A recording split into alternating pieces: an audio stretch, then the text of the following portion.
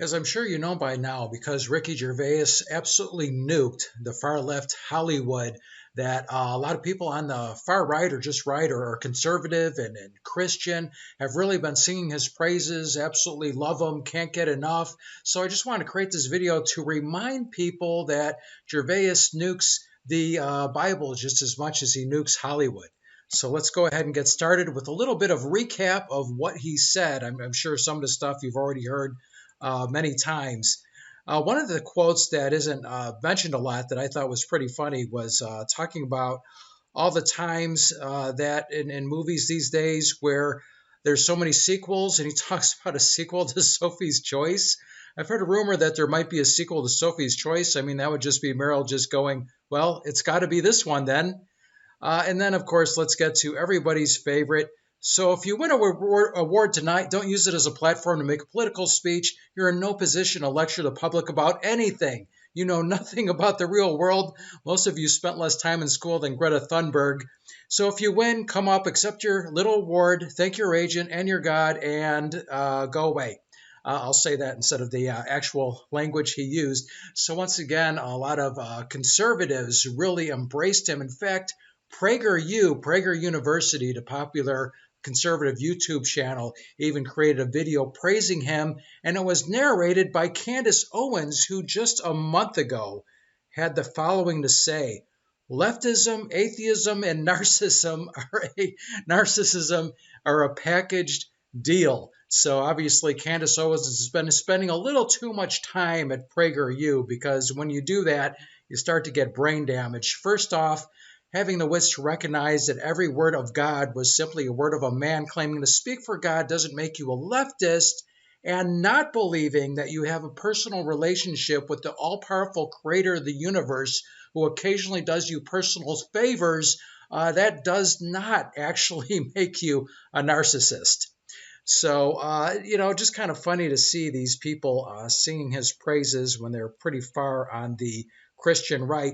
So here, let's get into some of Ricky Gervais's history as far as his atheism. And this is just a Google search on images for his Ricky's atheist quotes. So we're just going to go through a few of these, not all of them. There's so many. So this first one: it's a strange myth that atheists have nothing to live for. It's the opposite. We have nothing to die for. We have everything to live for. There has been nearly 3,000 gods so far, but only yours actually exists. The others are silly, made-up nonsense, but not yours. Yours is real. What can be more arrogant than believing that the same God who didn't stop the Holocaust will help you pass your driving test? And I think more we think about sports, people thanking God for hitting a home run, touchdown pass, that sort of thing. The Bible is not evidence. It is not a history book. Suggesting I hate people with religion because I hate religion is like suggesting I hate people with cancer because I hate cancer. It's almost as if the Bible was written by racist, sexist, homophobic, violent, sexually frustrated men instead of a loving God. Weird. That's definitely my take from reading it.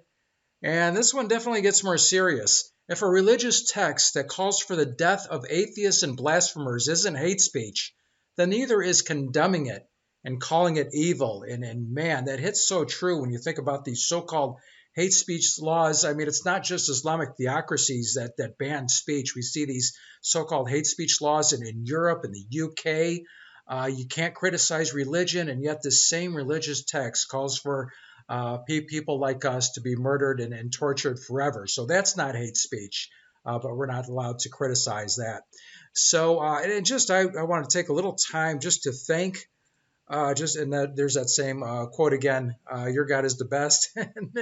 All the other gods are really ridiculous nonsense.